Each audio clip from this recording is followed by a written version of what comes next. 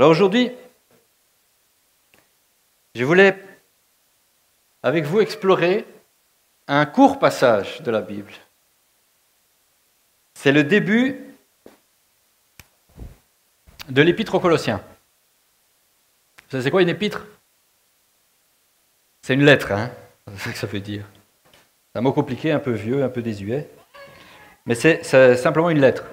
Et c'est une lettre de Paul à l'église qui est à Colosse. Donc Colosse est une ville. On pourrait se poser des questions. Donc Colosse est une ville. Et Paul écrit aux Colossiens, à l'église de Colosse. Il faut savoir qu'on est au 1er siècle et que l'église grandit. Elle se répand partout dans l'Empire romain de l'époque. De l'Asie à l'Italie et même au-delà, en Espagne. Alors, on va juste lire quelques versets et vous allez voir qu'on va en parler longtemps. Vous voyez, Paul écrit, il écrit aux églises, il s'adresse à eux directement. Et parfois il fait une prière au début, parfois à la fin. Souvent il les bénit. Et dans l'épître, dans la lettre, il développe une pensée. Il écrit pour s'adresser à eux sur un sujet particulier. Soit il veut leur expliquer ce que c'est que cette nouvelle religion, entre guillemets, c'est-à-dire pour affermir en eux les bases de la christianité, de la chrétienté. D'accord ? Soit pour corriger des comportements, soit pour leur conseiller comment s'organiser, parce que tout ça est très nouveau. Mais dans celle-ci, il commence par une prière qui résume sa lettre, en fait, et nous allons la lire ensemble, cette prière.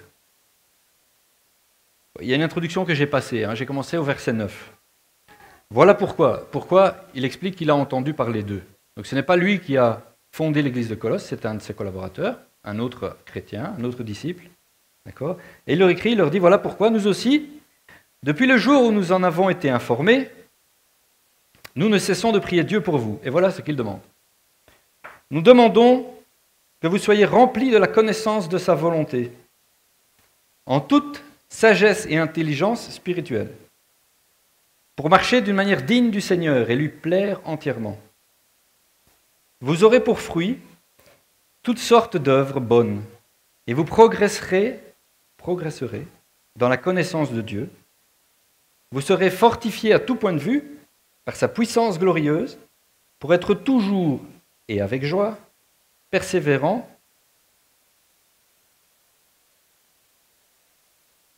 Ouh là là. Mauvaise manipulation de mon côté. Avec joie, persévérant et patient. Et puis je continue, voilà. Et vous exprimerez votre reconnaissance au Père, qui nous a rendus capables de prendre part à l'héritage des saints dans la lumière. Il nous a délivrés de la puissance des ténèbres et nous a transportés dans le royaume de son Fils bien-aimé, en qui nous sommes rachetés, pardonnés de nos péchés. Qui a déjà lu ça? Vous m'attendez à ce que les anciens l'aient déjà lu. Vous pouvez lever la main. On est entre nous, et on filme que moi, donc. Voilà. Ce sont quelques versets. On les lit vite comme ça, parce qu'on se dit, bon, Paul va après parler des choses sérieuses, donc je passe vite le premier chapitre, il les salue, il dit, je prie Dieu pour vous, et puis il demande des choses, c'est sympathique, et puis on a envie de lire la suite.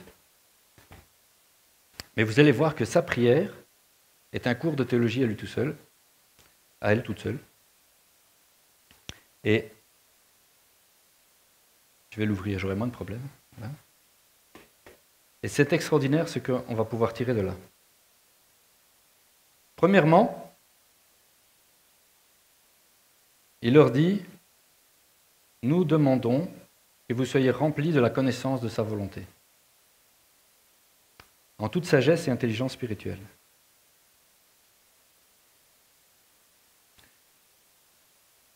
Comment est-ce qu'on peut connaître la volonté de Dieu?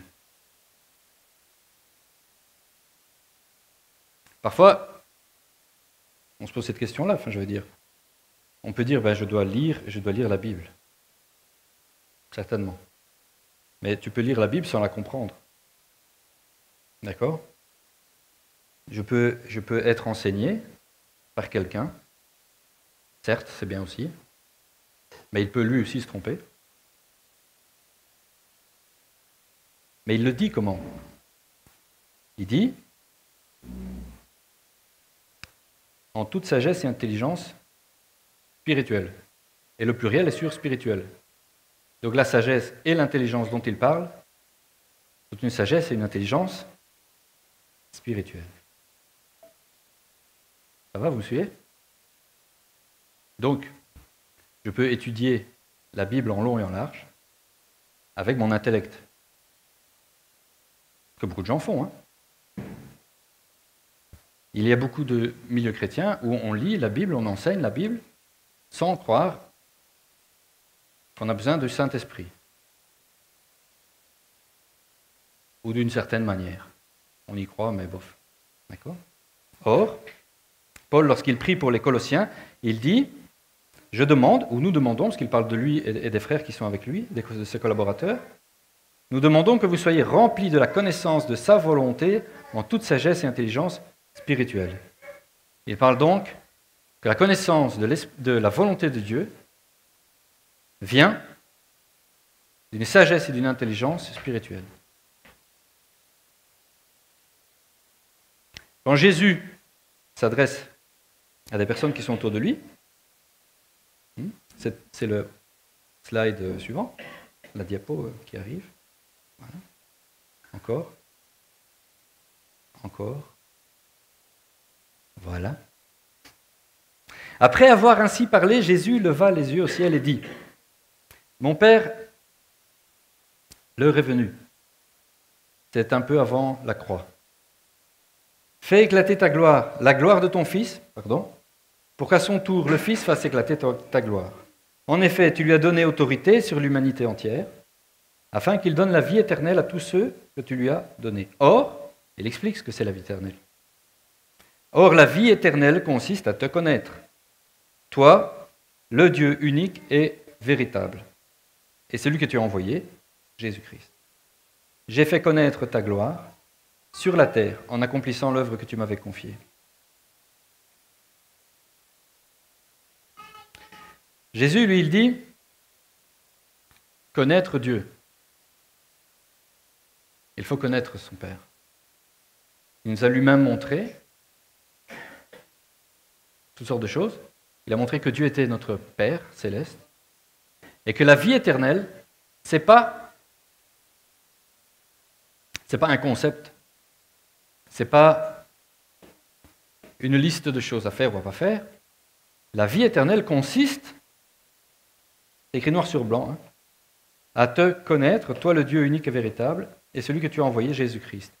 Et nous avons déjà parlé de ce verset parce que le verbe connaître ici n'est pas le connaître avec l'intellect. Vous vous rappelez? C'est le verbe connaître qui vient de l'expérimentation, qui vient de la relation. C'est le même verbe connaître que l'on retrouve dans la Bible, employé pour l'homme connaît sa femme. Quand ils sont mariés, ils se connaissent. Ce sont des verbes très pudiques. L'homme connaît sa femme. Et là, Jésus nous dit que la vie éternelle consiste à connaître Dieu. C'est à avoir cette relation d'intimité que l'on pourrait comparer à la relation qu'un homme a avec sa femme. Voilà ce qu'est la vie éternelle. Connaître Dieu et celui qu'il a envoyé, Jésus-Christ. Comment est-ce qu'on peut connaître Dieu et Jésus à ce point-là?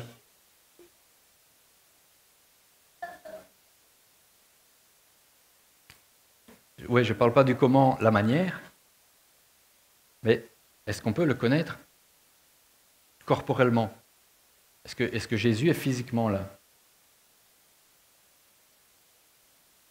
Il est spirituellement là. Dieu est un esprit et Jésus est vivant aujourd'hui encore en esprit.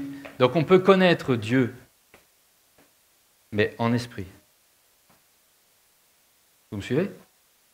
J'essaye de vous montrer à quel point il y a une dissociation première à faire entre l'intellect et l'esprit. Paul demande que nous connaissions la volonté de Dieu en toute sagesse et intelligence spirituelle. Comme Jésus a dit que nous ne pouvions connaître Dieu, nous ne pouvons avoir la vie éternelle qu'en connaissant Dieu, mais on ne peut connaître Dieu que spirituellement. D'accord ?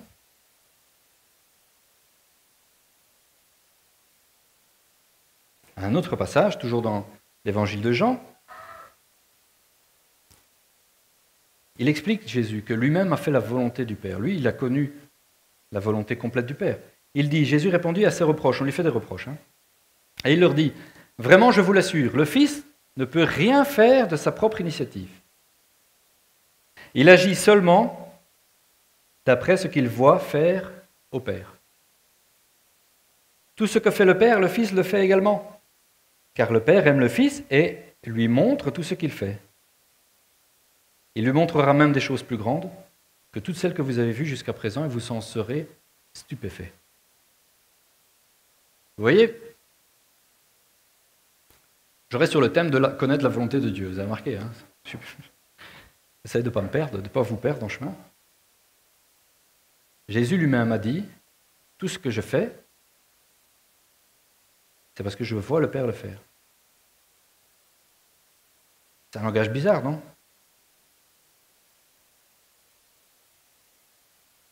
Est-ce qu'on peut voir Dieu faire ? Si Jésus n'a fait que ce qu'il a vu de Dieu, le Père, faire, c'est parce qu'il le voyait. Donc c'est spirituellement. Je n'ai rien fait de ma propre initiative. Ce que le Fils fait, il ne peut pas le faire de sa propre initiative. Il agit seulement d'après ce qu'il voit faire au Père. Tout ce que fait le Père, le Fils le fait également. Et il dit ailleurs, toujours, vous savez, quand on interrogeait Jésus sur ce qu'il faisait, pourquoi il le faisait et de quelle autorité il agissait, il disait chaque fois, ce n'est pas moi, c'est le Père. Je ne fais que ce que je vois le Père faire. Il parle à quelqu'un et il lui dit, ne crois-tu pas que je suis dans le Père et que le Père est en moi ? Ce que je vous dis, je ne le dis pas moi-même, le Père demeure en moi et c'est lui qui accomplit ainsi ses propres œuvres. Vous voyez, parfois je le mentionne vite, je dis, oui, Jésus a dit, je ne fais que ce que j'ai vu le Père faire, ou je dis que ce que j'ai entendu le Père dire. Mais voici les passages. Je l'ai mentionné dimanche passé, je me suis dit, en fait, je ne dis jamais d'où ça vient. Voilà, c'est fait. D'accord ? Vous avez les références là. Jean, le passage d'avant, lorsqu'il dit qu'il fait uniquement ce qu'il voit le Père faire, d'accord ? C'est Jean 5, chapitre 5, versets 19 et 20. Et lorsqu'il parle de ce qu'il entend le Père dire, c'est Jean 14, verset 10. D'accord ? Alors, est-ce que nous pouvons connaître la volonté parfaite de Dieu en toute intelligence et sagesse spirituelle ? Oui. Oui, on peut, heureusement, non ? Parce que si on ne pouvait pas, alors Jésus ne serait pas un exemple à suivre. Il serait un objectif inatteignable. Quand nous nous disons chrétiens, quand nous disons « je suis disciple de Jésus », que fait un disciple ?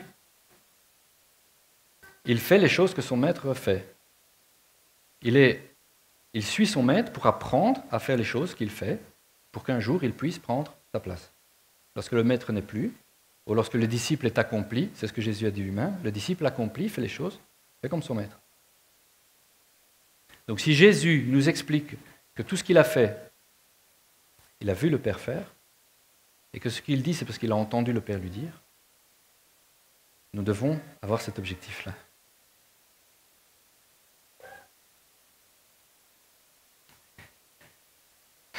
Vous voyez, la prière de Paul, c'est que on va y revenir, je fais des allers-retours vers la prière et les explications. Pourquoi nous avons besoin de connaître la volonté de Dieu, d'augmenter dans cette connaissance, en toute sagesse et intelligence spirituelle, pour marcher d'une manière digne du Seigneur et lui plaire entièrement.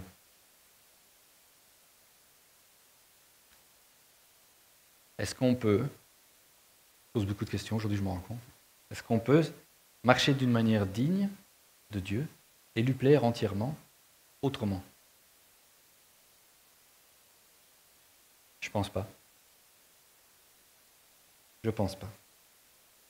On peut faire beaucoup de choses qui lui plaisent mais pour lui plaire entièrement et marcher d'une manière digne de lui, Jésus nous a montré la voie. D'accord ? Lors de la transfiguration, c'est Dieu lui-même qui porte ce témoignage sur son Fils. Il dira, c'est Matthieu qui nous rapporte les événements, pendant qu'il parlait ainsi, c'était Pierre qui s'adressait à Jésus, une nuée lumineuse les enveloppa. Tout d'un coup, il y a une espèce de nuage. Vous voyez, une nuée, c'est un brouillard, un nuage, vous voyez ça comme vous voulez. Il enveloppe Jésus. Tout d'un coup, il ne le voit plus. Jésus était là, pour ceux qui ne connaissent pas le récit, et sont apparus deux personnages historiques, deux prophètes, d'accord, qui s'entretenaient avec Jésus de ce qui allait lui arriver, etc.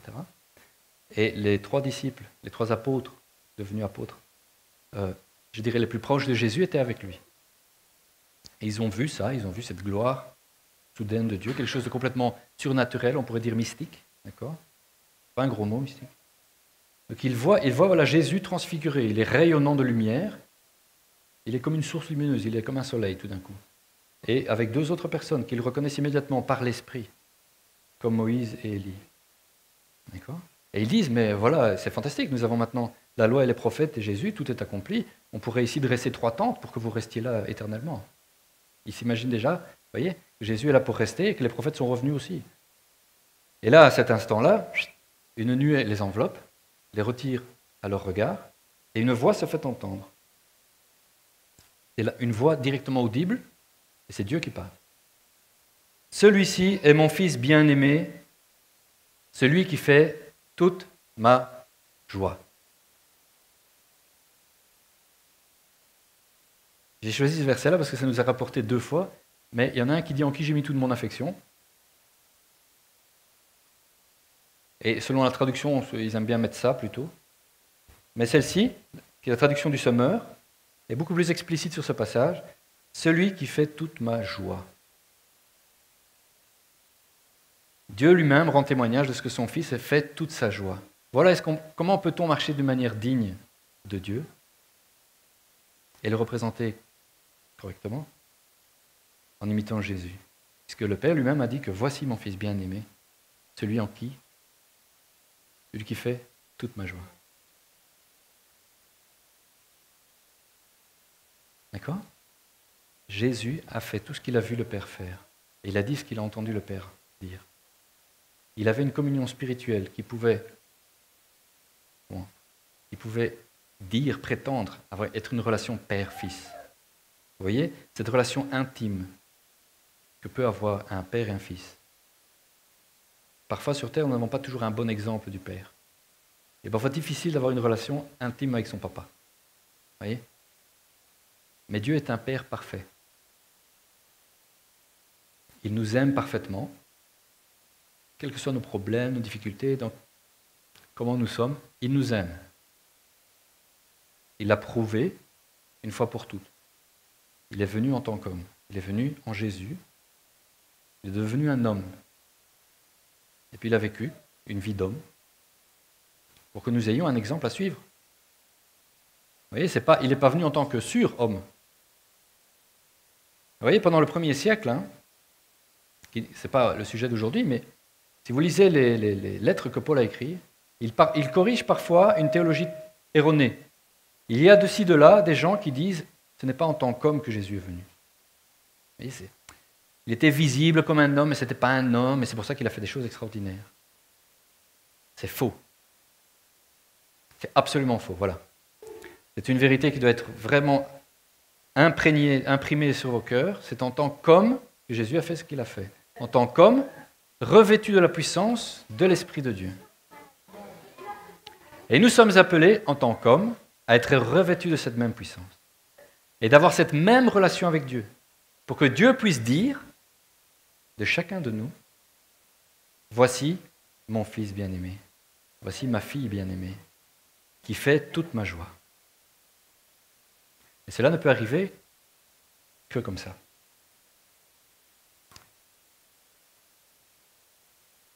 Ensuite, il dit, et vous aurez du fruit, vous porterez du fruit. D'accord ? Je vais relire pour vous. Pour marcher d'une manière digne du Seigneur et lui plaire entièrement, comme Jésus.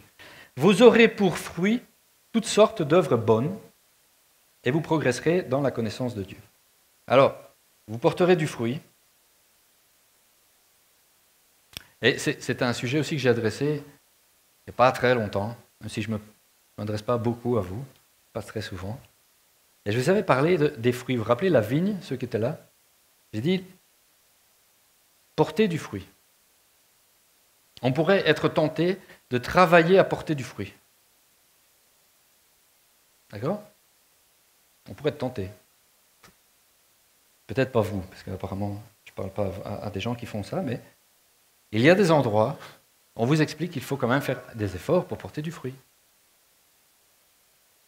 D'accord? Il faut faire des choses, quoi. Des bonnes œuvres, la BA. Vous avez entendu ça, il faut faire sa BA. Hein, une petite bonne action tous les jours, en forme toujours. Ça aussi, ce n'est pas tout à fait correct. Parce que ce que Paul dit, c'est que si on est rempli, si on augmente la connaissance de la volonté de Dieu, en toute sagesse et intelligence spirituelle, donc par l'Esprit de Dieu, alors nous porterons du fruit. Et nous pourrons agir de manière digne de Dieu, comme Jésus l'a fait.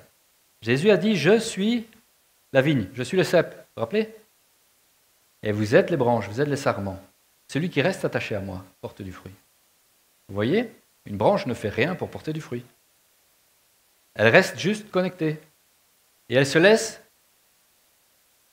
traverser par la sève. La sève apporte la vie. Et les fruits viennent tout seuls. Si nous sommes connectés à Jésus, nous pouvons être traversés par la puissance de son esprit, par sa vie. Et là, nous portons du fruit tout seul. D'accord? Sans effort. C'est ce que l'auteur de l'Épître aux Hébreux rappelle lui-même aux Hébreux, quand il leur écrit. Il dit quoi? C'est la fin de sa lettre. Il résume beaucoup de choses là-dedans, mais il dit ceci, que ce Dieu, celui dont il a parlé en long et en large, vous rende capable de faire le bien sous toutes ses formes, pour que vous accomplissiez sa volonté. Et pour être sûr qu'on ait bien compris, parce que là, si je m'arrête là, on peut encore dire, oui, voilà, il doit me donner la force pour que moi, j'aille avec les forces qu'il me donne, certes, mais quand même de ma propre initiative, de ma propre volonté, et en y mettant quand même le cœur à l'ouvrage, que je puisse porter du fruit pour faire sa volonté.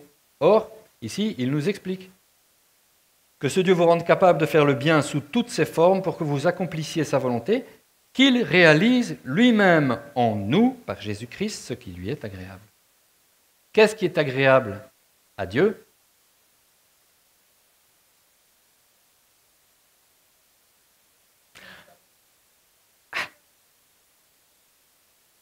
Qu'est-ce qui est agréable à Dieu, les amis? C'est écrit exactement en noir sur blanc.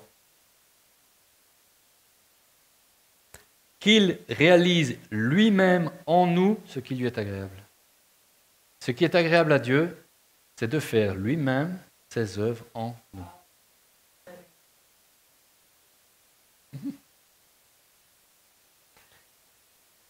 Vous voyez, toute la vie chrétienne consiste à se laisser remplir, à se laisser traverser en toute humilité. Vous voyez, la clé des choses extraordinaires. J'aime bien, vous voyez, il y a Daniel Kolenda. Qui connaît Daniel Kolenda? L'évangéliste. Bon. En ce moment, il est à Brazzaville. Et il se passe des choses extraordinaires.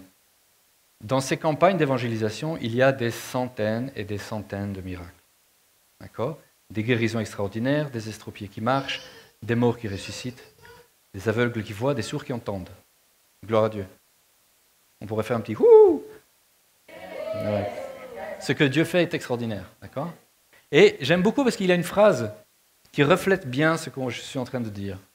Il dit « Les miracles sont la partie la plus facile de mon ministère parce que ce n'est pas moi qui les fais. » Et c'est vrai. Vous voyez, Jésus nous a envoyés. La semaine passée, j'avais mon t-shirt. Aller guérir les malades, ressusciter les morts, purifier les lépreux et annoncer la bonne nouvelle. Vous savez, Dieu veut faire en nous ça. Il nous a donné une mission, mais en fait, ce qu'il veut, c'est la faire en nous. Et il y a peu de choses à faire. Quand Jésus dit, pour me suivre, il faut porter sa croix, qu'est-ce que ça veut dire? Ça veut dire annihiler, détruire complètement sa volonté. Quand Jésus dit « donnez votre vie », c'est ce qu'il entend, c'est la donner. C'est plus moi qui vis, c'est Christ qui vit en moi. Quand on arrive à cette soumission complète, d'accord, à cette relation de dépendance complète vers Dieu, alors Dieu fait. Ce n'est plus nous qui faisons, c'est lui qui fait. Il fait. Des vagues de l'esprit, des guérisons, des miracles, des cœurs transformés, des vies nouvelles, comme ça. Vous porterez du fruit, et ce fruit, c'est Dieu lui-même qui le réalise en nous par Jésus-Christ. Jésus l'a dit aussi, Jean 14, 12, 14, donc chapitre 14, versets 12 et 13 et 14. « Vraiment, je vous l'assure, celui qui croit en moi accomplira les œuvres que je fais. Il en fera même de plus grandes, parce que je vais auprès du Père. Et quoi que vous demandiez en mon nom, je le réaliserai pour que la gloire du Père soit manifestée par le Fils. » Si quelqu'un n'avait pas entendu, je le répète, dit Jésus lui-même, si vous me demandez quelque chose en mon nom, je le ferai. Alléluia. Vous voyez, il y a des gens qui ne sont pas sûrs de l'histoire de la Trinité. Encore un enseignement un peu... D'accord ? Oui, mais bon, est-ce qu'on peut prier Jésus parce qu'on doit prier Dieu? Je ne sais pas, Jésus, et puis... Mais on doit prier Dieu au nom de Jésus, parce que... On ne sait pas si on peut prier le Saint-Esprit non plus. Est-ce qu'il y a vraiment un exemple où on... Bon. Quoi que ce soit que vous demandiez en mon nom, là on pourrait dire, bon, c'est peut-être quand on prie Dieu seulement, je le réaliserai. Ah, c'est Jésus qui parle. Ça va, ça ne fait pas des nœuds dans la tête? Quoi que vous demandiez en mon nom, donc si vous faites quelque chose en mon nom, vous savez, quand on fait quelque chose au nom de quelqu'un, ça veut dire quoi? C'est comme la police, au nom de la loi, je vous arrête. Ou quelqu'un qui débarque quelque part et qui dit au nom de l'État. Vous voyez? C'est-à-dire que je n'agis pas avec mon autorité, mais avec l'autorité que j'ai reçue d'ailleurs. D'accord? Et je parle en son nom-là. Parfois c'est une entité un peu au nom de l'État, au nom de la loi. La loi. D'accord? Au nom de la loi. Si vous demandez quelque chose en mon nom, c'est-à-dire si je me balade dans la vie et que je demande quelque chose, si j'ordonne quelque chose, mais que je ne le fais pas de mon propre chef, de ma propre autorité, mais je dis c'est au nom de Jésus. D'accord? Jésus m'a dit va et guéris, donc je vais, je guéris au nom de celui qui m'a envoyé. Comme Jésus a dit, je ne fais rien sauf ce que j'ai vu le Père faire. J'agis au nom du Père pour que sa gloire soit manifestée. Donc si je vais et que je dis au nom de Jésus, je vais faire quelque chose, évidemment, ça doit coller à ce que Jésus aurait fait lui-même. Je ne peux pas dire au nom de Jésus, je veux que mes voisins arrêtent de m'emmerder. Je l'ai dit quand même. Vous comprenez ce que je veux dire? Jésus n'aurait pas fait ça, donc je ne peux pas le faire en son nom. C'est ridicule. Par contre, ce qu'il aurait fait, c'est bénir ses voisins. Alors au nom de Jésus, toi qui me fais une vie impossible, je te bénis. De tout mon cœur, vraiment. Alors je te bénis au nom de Jésus. Et j'y mets après, je m'en roule de l'action derrière, parce que je te bénis, et puis ne me parle plus, parce que c'est lourd un peu. Non, je fais des choses pour montrer que c'est vrai. Vous voyez, si je fais ça au nom de Jésus, qu'est-ce que dit Jésus? Quoi que tu demandes en mon nom, je le ferai. Ah tiens, donc Jésus fait. Donc je peux... Et il dit, si vous me demandez, alors ça c'est pour être sûr qu'on a bien compris, donc Dieu est en moi, je suis en Dieu, et en fait je suis Dieu. Jésus est Dieu. Ok? Ça devient compliqué. Si vous me demandez quelque chose en mon nom, je le ferai. Vous voyez? La Trinité, c'est un concept un peu qui nous échappe parfois, mais Dieu est trois en un. Mais vraiment trois et un. Dieu le Père, Jésus, le Fils manifesté, c'était sa parole avant, et le Saint-Esprit. Ils sont trois, mais en fait ils sont un. Si je prie Dieu, je prie Jésus, je prie le Saint-Esprit. Je peux dire Saint-Esprit, je peux dire Dieu ou je peux dire Jésus. Vous voyez? Je m'adresse à la Trinité, à ce Dieu suprême. Et si je le fais au nom de Jésus, qui est lui, celui qui m'a donné l'autorité. Vous voyez? Dieu avait donné l'autorité à Jésus pour aller sur la terre faire des choses. Et puis lui, Il a manifesté la gloire de son Père, il a montré ce que c'était vraiment. Et ensuite, il a dit, maintenant, vous faites comme moi. Ça, c'est la mission que Jésus nous a donnée. Et donc, nous pouvons faire les choses au nom de celui qui nous a envoyés. Au nom de Jésus. Voilà. Comme ça, la formule au nom de Jésus devient très claire. Pour tout le monde, je l'espère. Ce n'est pas une formule de politesse, genre meilleure salutation à la fin. Vous savez, je fais une prière, puis je dis au nom de Jésus. Boum. La formule de politesse est faite, je me suis adressé à Dieu, c'est bon. La prochaine fois que vous demandez quelque chose et que vous dites au nom de Jésus, avec votre tripe, avec tout votre cœur, de tout votre être, hein, vous comprenez et vous l'utilisez pour dire quoi?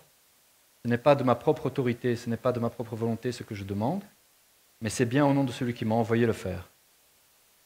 Et vous savez quoi? La promesse est certaine, il le fera. Alléluia.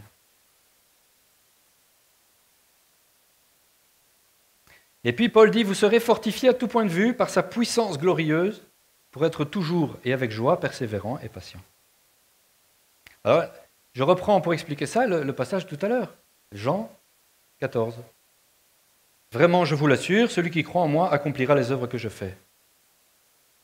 Il en fera même de plus grandes parce que je vais auprès du Père. Et quoi que ce soit que vous demandiez en mon nom, je le réaliserai, pour que la gloire du Père soit manifestée.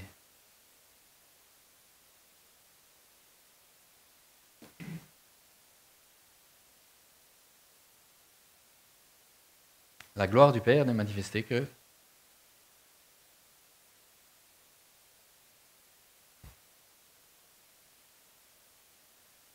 elle est manifestée comment? Je viens de le dire. Quoi que ce soit que vous demandiez en mon nom, je le réaliserai. C'est réalisé par les signes, les prodiges, les miracles, les choses que Jésus a faites lui-même et qu'il a dit que nous ferions, même de plus grandes. Voilà comment la gloire de Dieu est manifestée.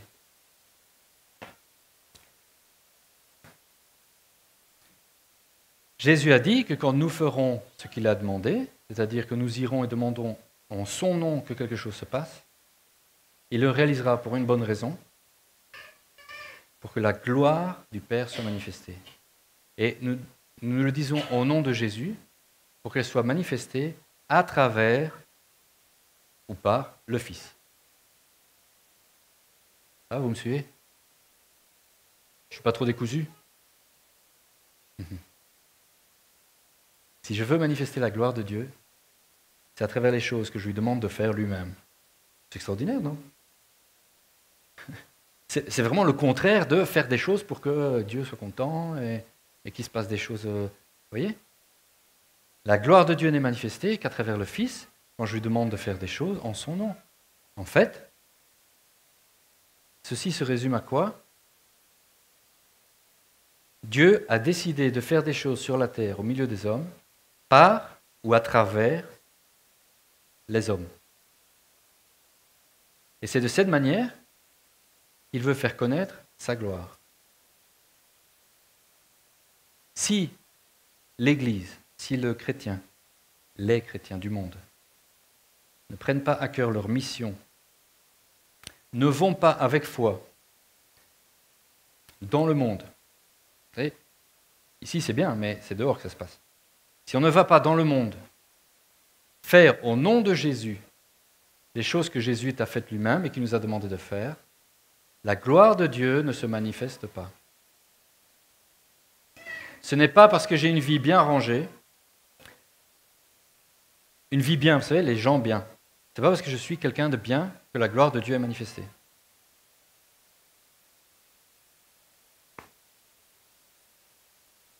Il y a des gens bien sur la terre, vous savez. Des gens bien, ce qu'on appelle des gens bien. Parfois, il y a des endroits religieux comme ça où on a l'impression que les gens bien sont qu'à l'église. Et que les gens dehors ne sont pas bien. Ce sont des gens pas bien. Les gens bien sont dedans. Là. Ils sont dans les 4 murs ici, ils rentrent une fois par semaine ou 2 fois par semaine pour les plus motivés. Et les gens du dehors, les gens du monde, ne sont pas bien. Vous savez quoi? Ça non plus, c'est pas vrai. Il y a des gens bien dehors, et c'est pas parce qu'on est quelqu'un de bien qu'on va au ciel. Et il y a des gens pas bien dans l'église. Plein. Ah mais c'est vrai, Ça fait peut-être un choc. Il y a plein de gens pas bien dans l'église. Et vous savez quoi, heureusement? Hein? Il faut quand même en plus. Ouais, parce que si on était qu'entre gens bien, quel bien on se ferait? Quel bien on se fait à se réunir entre gens bien? On est bien. On est des gens bien, on est entre les gens bien. Hein, on se fait du bien. Alors mes amis, il y a beaucoup de gens qui ne viennent pas à l'église parce qu'ils sont dégoûtés des gens qui sont dans l'église. C'est extrêmement triste. C'est affreux. Vous voyez, ça blesse le cœur de Dieu.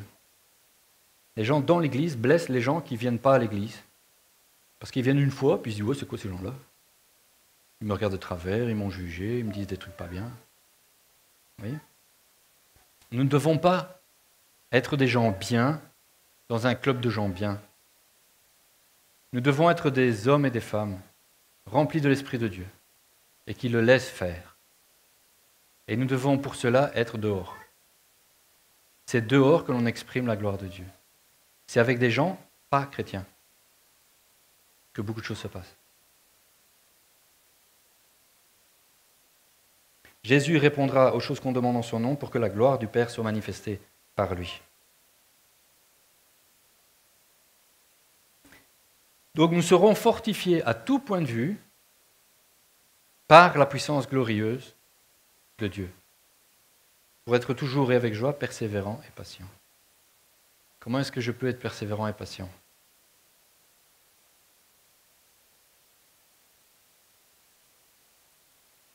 On vient de le lire. Parfois, j'ai l'impression que je vous pose des pièges. Hein. On n'a pas beaucoup l'habitude de l'interaction, mais en fait, dans mon métier, je fais toujours ça. Je suis désolé, c'est vraiment un défaut. J'attends toujours une réponse, et s'il n'y a pas de réponse, j'attends en général. Pour pousser les gens à parler. Bon, c'est vrai, on n'est pas beaucoup, je peux le faire encore. Vous serez fortifiés à tout point de vue. Comment? Par sa puissance glorieuse. Pourquoi? Pour être toujours et avec joie, s'il vous plaît, persévérant et patient. De quoi pouvons-nous nous nourrir? On peut se nourrir de toutes sortes de choses, mais spirituellement, on dit on se nourrit de la parole de Dieu. C'est un verset quand même, c'est un grand classique. Jésus qui répond au diable lorsqu'il est tenté, l'homme ne vivra pas de pain seulement, mais de toute parole qui sort de la bouche de Dieu. Notez, pas de toute parole qui est écrite, mais toute parole qui sort de la bouche de Dieu. Donc c'est mieux de l'entendre en live que de la relire après. C'est bien aussi de la relire, mais il faut tenter d'aller plus loin que la lecture, il faut essayer d'aller plus loin dans notre intimité avec Dieu pour l'entendre. Et il n'y a que quand on l'entend qu'on pourra faire comme Jésus et dire « je dis ce que j'entends le Père dire ». Sinon, je dis ce que j'ai lu, écrit, que le Père a dit. C'est moins dynamique. Hein. Je fais les choses que je vois le Père faire, c'est quand même beaucoup plus fort que je fais les choses que j'ai lues, que le Père a fait. D'accord? Donc, Jésus a dit lui-même que sa nourriture était de faire la volonté de Dieu, de faire la volonté de son Père. Ça, je n'ai pas repris le verset, vous pourrez chercher, une petite étude. Sa nourriture, c'est de faire la volonté de son Père. À un moment donné où ses apôtres lui disent « Maître, il faudrait que tu manges, tu vois ». Il dit « Mais ma nourriture, c'est de faire la volonté de mon Père ». On peut être fortifié, comme de la nourriture qui nous fortifie dans notre corps.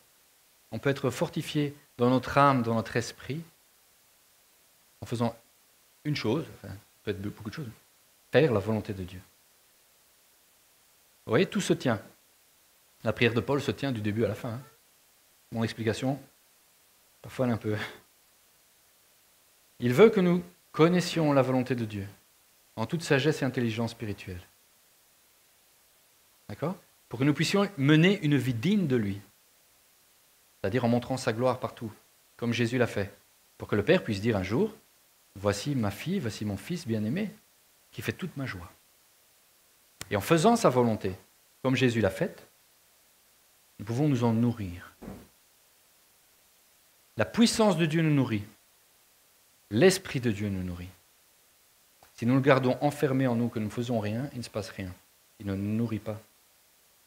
mais c'est de faire la volonté, c'est de laisser couler à flot l'Esprit de Dieu, sa puissance glorieuse. En faisant cela, que nous sommes nous-mêmes fortifiés en toutes choses, et que nous pouvons être toujours et avec joie. C'est un sujet d'un de ces jours-ci, on en parlait avec quelques-uns. Comment est-ce qu'on peut toujours être avec joie? Jésus dit, soyez toujours dans la joie. Soyez toujours dans la joie. Et il leur disait, vous aurez beaucoup de tribulations, mais je suis toujours avec vous. Et rappelez-vous, j'ai vaincu le monde. Soyez toujours dans la joie. Soyez toujours dans la joie. Voilà comment être persévérant, patient, toujours avec joie. C'est par la puissance glorieuse de Dieu.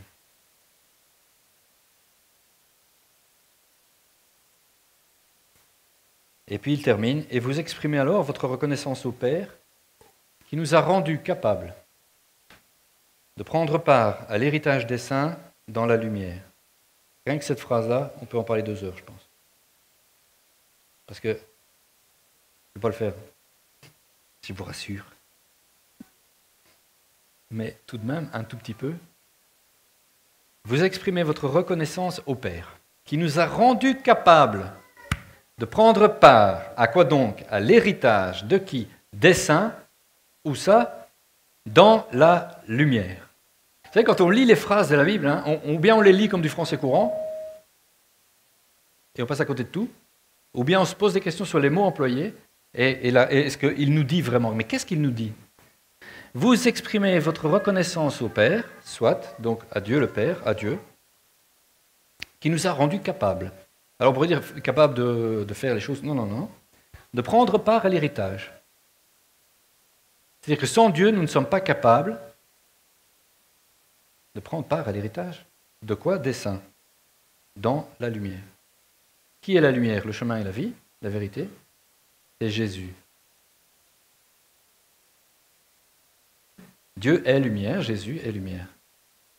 D'accord? Lorsqu'il apparaît à Jean sous sa forme glorieuse dans le livre de la révélation de Jésus-Christ, qui s'appelle l'Apocalypse, qui ne veut pas dire le livre de la fin des temps, c'est le livre de la révélation de Jésus-Christ. Il apparaît comme un être de lumière. Lorsqu'il apparaît dans la transfiguration, je l'ai vu tout à l'heure, le petit passage, il apparaît lumineux. Vous voyez, ce ne sont pas juste des images. Dieu est lumière, il est un être de lumière. C'est pour ça qu'il fait toujours opposition avec les ténèbres. Prendre part à l'héritage des saints, l'héritage que Jésus nous a laissé, c'est l'expression de la puissance et de la gloire de Dieu. Voilà l'héritage. Nous sommes héritiers, ça veut dire bien que nous sommes fils et filles. Nous avons, c'est expliqué en long et en large dans d'autres lettres de Paul, à d'autres personnes, mais nous sommes héritiers parce que nous avons été adoptés à travers Jésus-Christ. Nous sommes donc capables maintenant de prendre part à cet héritage. Il nous a délivrés de la puissance des ténèbres, la lumière et les ténèbres, ce n'est pas juste une image. Et il nous a transportés, encore de quoi parler longtemps, dans le royaume de son Fils bien-aimé, en qui nous sommes rachetés et pardonnés de nos péchés. Mes amis, nous avons déjà parlé beaucoup de fois, et on va encore le faire, je suis désolé. Nous sommes assis avec Christ dans les lieux célestes. Voilà ce qu'on peut lire dans la Bible. Là, on se dit, mais tout ça, c'est très poétique, allégorique. Ce sont des images d'Épinal. On est avec Christ, il est dans les cieux célestes. Alors on dit les cieux célestes, c'est donc là au-delà de je ne sais pas où, loin. Vous voyez ce que je veux dire? Au-delà de la grande bleue et puis de l'espace infini, sans doute. Il y a un endroit là-bas, loin, où Dieu est, sans doute. C'est faux. J'espère ne décevoir personne aujourd'hui avec tout, mais c'est faux. Mais parce que si Dieu était au-delà de la limite de l'univers où il nous attend quelque part, Dieu serait soumis à l'espace et au temps comme nous. D'accord? Je perds personne. Donc quand on parle de l'univers, on parle d'un monde en 3 dimensions. Et Dieu est au-delà, il a tout créé.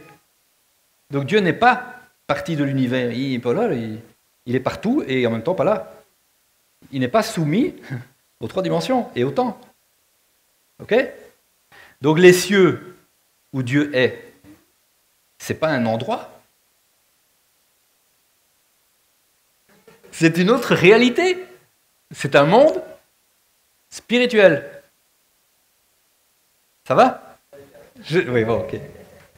Parce que si je lis ça, écoutez, je vous dis, on lit des choses, on ne les comprend pas, mais tout va bien. Il nous a transportés dans le royaume de son Fils bien-aimé. Alors, pourtant, on est là. Comment est-ce que je peux... Allez, bon. Soyons sérieux une minute. Comment est-ce que je peux lire les choses sans le comprendre et le croire tout à fait? Comment est-ce qu'un type, Paul, censé, un être humain bien constitué, qui a fait des études et tout, peut écrire à des gens en disant « Il nous a délivrés de la puissance des ténèbres. » Ok, ouais, ça c'est allégorique, la puissance des ténèbres, donc le noir, c'est pas bien, la lumière c'est blanc. Et il nous a transportés dans le royaume de son Fils bien-aimé. Ben voilà.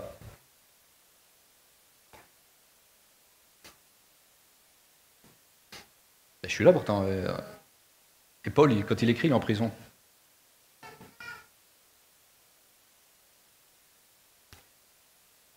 Ce sera un sujet un jour. Vous voyez, nous sommes, nous aussi, plusieurs personnes en un. Nous avons un corps et il est dans l'espace ici, dans le temps. Voilà, on est aujourd'hui, l'instant T ici. Un quart de seconde plus loin, je suis là. Ça, c'est mon corps, c'est moi. Je suis un corps qui se balade, que vous pouvez toucher, parler avec moi, etc. Et je suis aussi une âme. Ça, encore, on suit. Hein. Une âme, donc le siège de mes émotions, c'est mon âme, c'est la psyché. Et donc il y a des gens qui soignent ça. Qui soignent les émotions, les psychologues. Je suis un corps, mais je suis aussi un tas d'émotions, d'expériences sensorielles. Et puis, pour ceux qui veulent bien y croire, j'ai un esprit. D'accord? La Bible ne parle que de ça. Hein. J'ai l'impression parfois de vous surprendre, mais la Bible ne parle que de ça.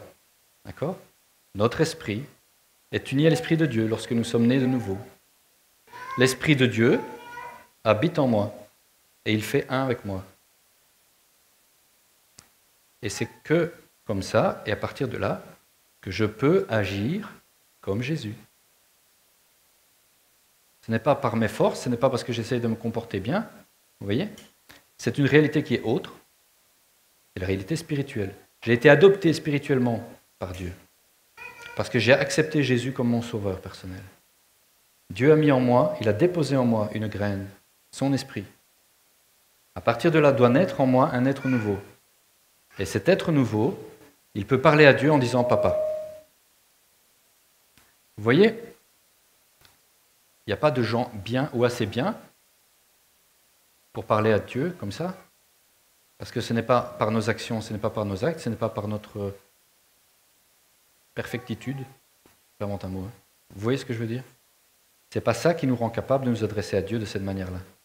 Ce qui nous rend capable de parler à Dieu de cette manière, c'est parce que nous sommes nés de nouveau, que nous avons accepté Jésus et que Dieu est venu en nous. C'est pour ça que la gloire de Dieu et sa volonté n'est parfaitement faite que quand il fait lui-même les choses. Parce que lui-même est en nous par son esprit. Et donc si je le laisse faire les choses, il les fait et sa gloire est manifestée. Ça va, c'est un bon résumé? Alléluia. Il nous a transportés dans le royaume de son Fils bien-aimé. Voilà. Voilà où nous sommes. Et voilà pourquoi nous sommes différents des autres personnes. C'est pourquoi, parce que je suis héritier de tout ça, je peux dire, je suis toujours et avec joie, persévérant. D'accord? Sa puissance m'a fermi.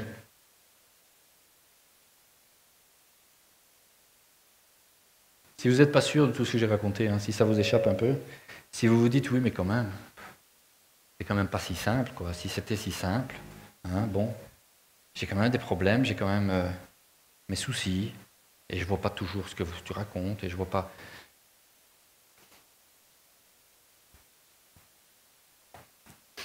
Comme je disais, il y a plusieurs réalités, vous voyez. Ce que nous devons faire, et Jésus nous l'a dit quand il nous a enseigné à prier. Rappelez-vous le Notre Père. Il a dit que ta volonté soit faite sur terre comme elle est dans les cieux. Je préfère dire les cieux, parce que sinon le ciel, ça fait là-bas, la grande étendue bleue. Hein. Donc je vous rappelle, c'est pas là-bas. Donc dans le monde spirituel, dans les cieux, la volonté de Dieu est parfaite et parfaitement faite. D'accord ? Et nous sommes le canal entre ce monde, ce royaume, le règne de Jésus aujourd'hui, et le monde physique. Le monde dans lequel nous sommes encore, pour un certain temps. Pour certains encore un petit bout de temps, pour d'autres c'est plus pour très longtemps. D'accord ? Notre but ultime sur terre est de répandre le royaume de Dieu dans ce monde-ci. Et ça ne se fait que lorsqu'on demande à Jésus de faire ce qu'il a dit pour que sa gloire soit manifestée. Alors parfois on ne voit pas dans ce monde-ci toute la gloire de Dieu. D'accord ? Parce qu'il y a des batailles à mener. Parce que Dieu veut que nous grandissions avec lui. D'accord ? Il veut que nous le cherchions. Et bien souvent, nous ne le croyons qu'à moitié ou partiellement. Tout ce que je vous ai raconté aujourd'hui, peut-être vous ne le croyez pas complètement. D'accord ? Ou pas du tout. Mais je vous souhaite de le croire complètement et de le réaliser complètement. Parce que ce n'est que lorsque nous le croyons que nous le voyons s'accomplir. C'est lorsque nous le laissons faire qu'il peut faire. Bien souvent, Dieu ne fait pas parce que nous sommes un obstacle. Vous voyez, pour que sa volonté soit faite sur la terre, il faut que nous prenions action. En son nom. Que nous allions à l'offensive, comme Jésus l'a fait. La Bible nous dit que sa mission était de détruire les œuvres des ténèbres. Ce n'est pas juste de résister à l'œuvre des ténèbres. Nous ne sommes pas là pour résister à l'œuvre des ténèbres. Nous ne sommes pas là pour attendre pour qu'un jour nous allions dans les cieux lorsque nous mourrons. C'est une faible espérance. Vous voyez ? Parce que ça nous met en posture de faiblesse sur terre. Je dois attendre et je dois résister. D'accord ? Alors si je dois résister, c'est parce que ça va être difficile et parce que... Laissons-nous imprégner par l'Esprit de Dieu de ces vérités-là. Nous ne sommes plus des êtres de ce monde.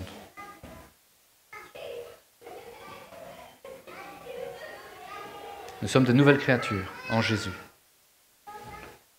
Et parce que nous sommes de nouvelles créatures en Jésus, nous devons manifester la gloire de Dieu. Voilà. Et nous en avons reçu le pouvoir et la capacité. C'est ce que Paul a dit. Il nous a rendus, c'est pas Paul, pardon, si c'est Paul. Il nous a rendus capables de prendre part à l'héritage des saints dans la lumière. Nous avons été rendus capables, tous. Ce n'est pas réservé à quelques-uns. Ce n'est pas que celui qui est devant et qui parle, ce n'est pas que celui qui va imposer les mains dans la rue ou des choses comme ça. Nous sommes tous appelés à le faire. Tous. Il n'y a pas d'âge, il n'y a pas de niveau de compréhension, il n'y a pas de niveau de sainteté. Vous voyez ? Quand je disais qu'il y a des gens pas bien dans l'Église, nous sommes tous rendus, pardonnés et rachetés. D'accord ? Celui qui a accepté Jésus dans son cœur est pardonné et racheté. Ça ne veut pas dire qu'il est parfait. Ça veut dire que Dieu nous voit parfait. Il y a le filtre du sang de Jésus. Jésus est mort à notre place, il a payé. Pour ça, Dieu nous voit maintenant parfait. Ce que le diable fait, de l'autre côté du miroir, ou du voile, d'accord, c'est nous dire, tu vois, tu n'es pas encore parfait.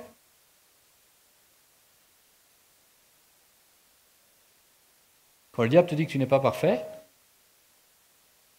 c'est pas faux. C'est pas faux, hein. Oui, et le diable, il fait souvent des demi-vérités. Hein, il est le père du mensonge, mais il sait qu'un gros mensonge comme ça, il fait des demi-vérités. Tu n'es pas parfait, oui certes, mais tu sais quoi, je suis pardonné. Parce que ce qu'il veut te dire quand il dit tu n'es pas parfait, il veut te dire tu n'es pas encore pardonné. Tu comprends ce que tu fais là? Dieu, il n'est pas content. Hein. Si Dieu est en colère contre toi, tu as du mal de t'approcher de Dieu avec confiance. Parce que bon, il est peut-être en colère encore. Peut-être que ce qui m'arrive, c'est parce que j'ai fait des trucs, alors il m'arrive des bricoles, c'est un peu normal. Dieu me punit. Il y a beaucoup de gens qui pensent comme ça. Dieu ne te punit pas. Le péché te punit, parfois. Ah oui. C'est très différent. Mais le diable, très souvent, il te dit, voilà, tu as fait quelque chose de pas bien, et tu sais quoi? Dieu est en colère contre toi, c'est pas la peine d'aller lui parler. Attends un petit peu que ça passe, parce que la culpabilité, ce n'est pas l'œuvre de Dieu. Le verset que les gens parfois emploient, qui dit « Le Saint-Esprit te convainc de péché », il n'est pas dit qu'il te fait te sentir coupable du péché.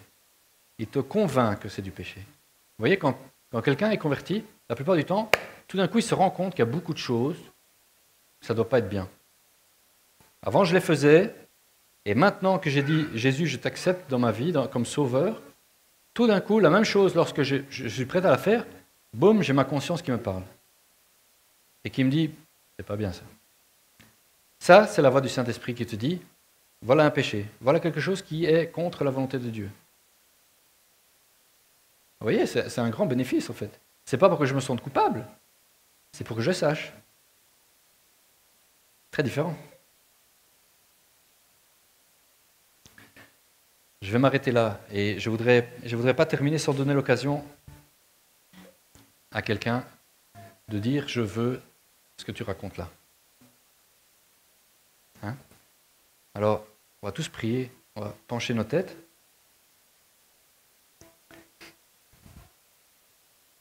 Si c'est la première fois que tu viens dans une église comme ça, ou pas, si tu n'avais pas compris que finalement ce que Dieu veut, c'est une relation avec toi, c'est que tu puisses t'adresser à lui comme un fils s'adresse à son papa, mais un papa bienveillant, un papa qui t'aime, un papa qui veut ton bien. Si tu dis, ça m'interpelle, si tu sens en toi brûler quelque chose de spécial, de nouveau, quelque chose qui t'étonne, pour faire partie de la famille de Dieu, c'est extrêmement simple. C'est extrêmement simple. Il faut juste reconnaître ceci. Que l'homme,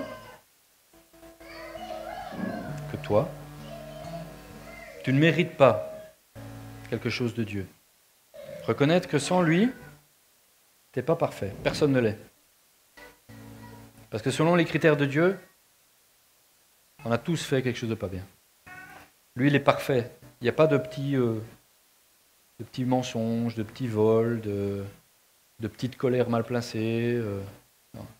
Lui, il est parfait. Et par rapport à la perfection, tout est imparfait. Si tu reconnais ça, et que tu comprends que Jésus a effacé ça. Si tu veux l'accepter, si tu dis, ouais, ça je veux bien croire. Ce Jésus, c'est Dieu qui l'a envoyé, c'est Dieu qui est venu lui-même sur la terre. Il a pris sur lui toutes mes imperfections. Il les a portées à ma place pour que la colère de Dieu, son jugement, soit rendu, une fois pour toutes. Jésus est mort pour ça, mais comme lui-même ne méritait pas, la mort n'a pas pu le retenir. La Bible nous dit qu'il est revenu 3 jours après. Il est sorti du tombeau, Dieu a manifesté sa gloire, et il est monté auprès du Père.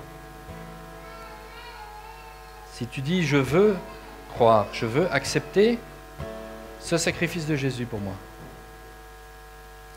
Si le fait qu'il est mort me rend à moi capable de dire à Dieu, Papa, je veux accepter ça. Je veux recevoir ce pardon de Dieu.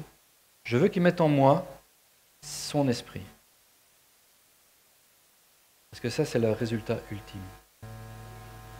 Par le sacrifice de Jésus, je suis rendu capable d'hériter, comme lui, du royaume de Dieu. Si tu veux ça, il suffit de dire, Papa, Père, j'accepte. Jésus, j'accepte. Je te reçois. Je te demande pardon pour ce que j'ai fait jusqu'à maintenant de ma vie. Je te demande pardon et j'accepte ton pardon. Ce n'est pas un pardon que je peux mériter. c'est juste un pardon que je reçois. Je te demande pardon et je te dis, viens. Je t'ouvre mon cœur. Cette image-là veut dire simplement que mon être intérieur t'est ouvert et que je t'autorise à y demeurer. Je veux recevoir ce Saint-Esprit.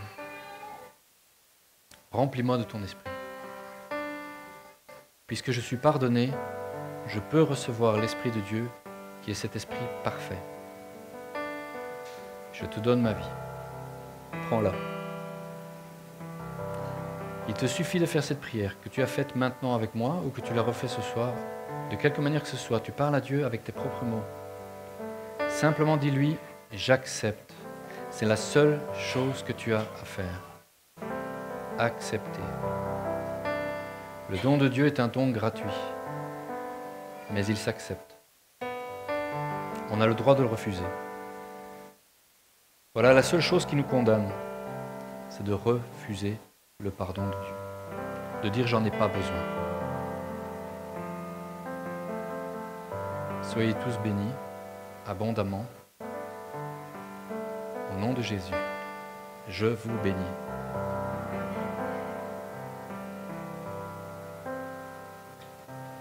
Est-ce qu'il y a quelqu'un qui souffre dans son corps?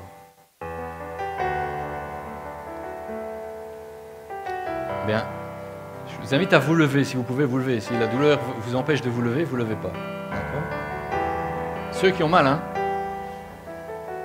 Ceux qui ont mal quelque part, hein? Ou qui ont un problème de santé. Je vais demander à tous les autres de tendre vos mains vers ces gens. Vous tendez vos mains vers ceux qui sont près de vous, et si vous pouvez vous les toucher, c'est la manière dont Jésus a dit de guérir les malades. Hein? Posez les mains sur les malades. Et les malades seront guéris.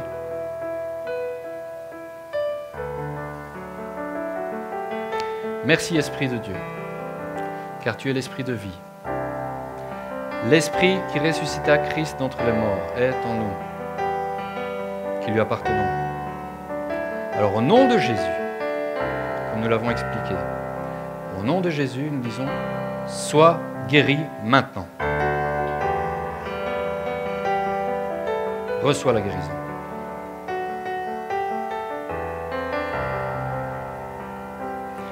Si c'est quelque chose que vous pouvez vérifier maintenant, vérifiez-le s'il vous plaît.